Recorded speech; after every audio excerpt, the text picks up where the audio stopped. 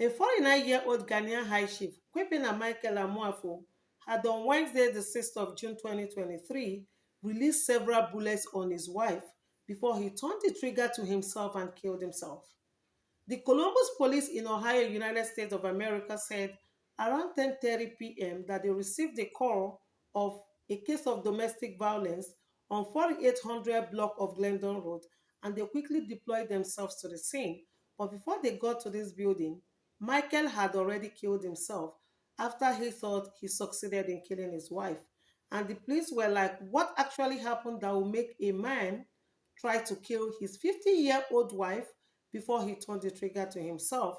And the neighbor said that he was the person that called them because their children actually came to his home and started knocking.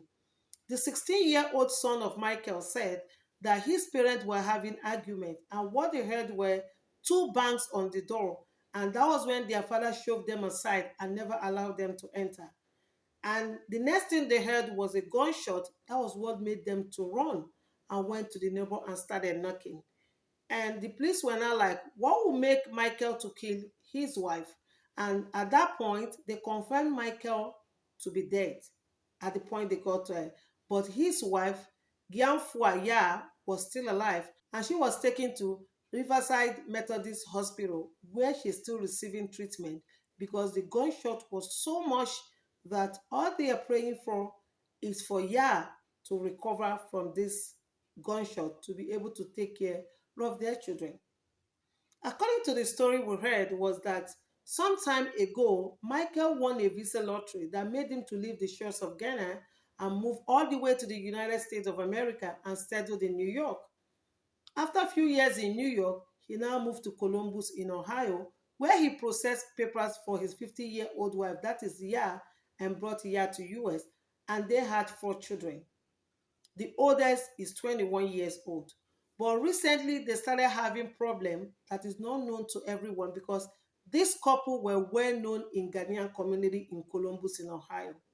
But on this fateful day that Michael decided to kill his wife, he left a voice note that gave an insight into the reason why Michael decided to kill his wife.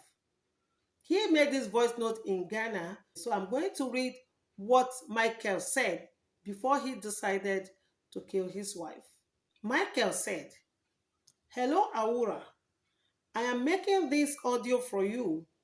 My house, I am giving it to you. Hand it to Yira after you."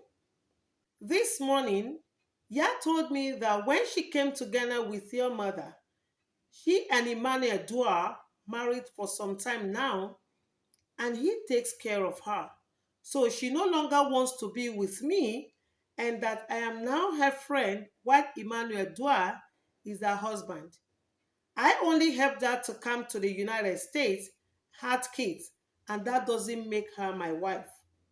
That she is going to use her US documents to bring Emmanuel Dua to the US, that's what she told me this morning. So I was not able to go to work. My items in America, call Nang Bonsu, so he shipped them to you. I have sent a contact number. It is an agent's number. Contact the agent so they show you how to ship the items. I have some of the items in the basement.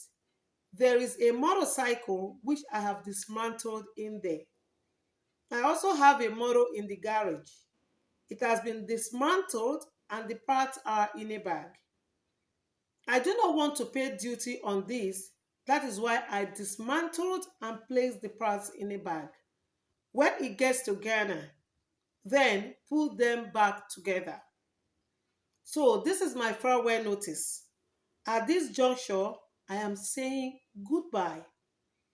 Do well to bring my corpse back to Ghana. I don't want to be buried in America. Put me beside Brajay. God be with you all. No one should blame me. Blame the woman. Upon all that I did for her, she was not pleased. This is how she treated me. I won't toil for someone to benefit. Okay then, bye. We'll meet someday. So going by what he wrote, what we deduce is that it's like his wife went to Ghana and married someone else while they were still married. And this lady was no longer interested in the marriage. And looking by it, yeah, his wife is 50 years, while Michael was 49.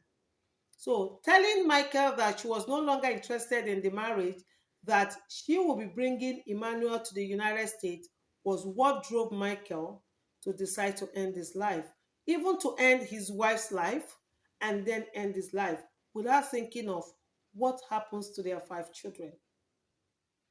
Why will you even think that the best way to take a revenge on someone that really hurt you is to kill the person? He killed himself. He died on the spot because it was a close range bullet. But his wife, Yah, survived it. He didn't even think, who will take care of my children if I die alongside my wife? This guy lives in the United States. He said nobody should blame him. We are not blaming him. But he lives in the United States where he can get any woman of his choice. Killing his wife because she said she was no longer interested in the relationship shouldn't have been an option. And this will not be unrelated to depression, because sometimes when you are going through a lot of things, any little thing will trigger you to end your life. And that is why you have to talk to someone when you are feeling depressed.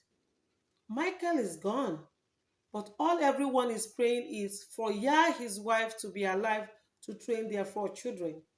And it is only Yah that can tell us what actually happened before the husband decided to kill her. We pray that she recovers fast and throw more light to this. Please, taking the life of your partner, if the person decides to move on, shouldn't be an option. You can't get any woman of your choice. You can't get any man of your choice. You can't get anybody of your choice. But in this, you can't get anyone. Let's refrain from killing ourselves, especially in United States of America. Killing your partner shouldn't be an option. The option will just be to walk away because someone somewhere needs someone like you in his or her life.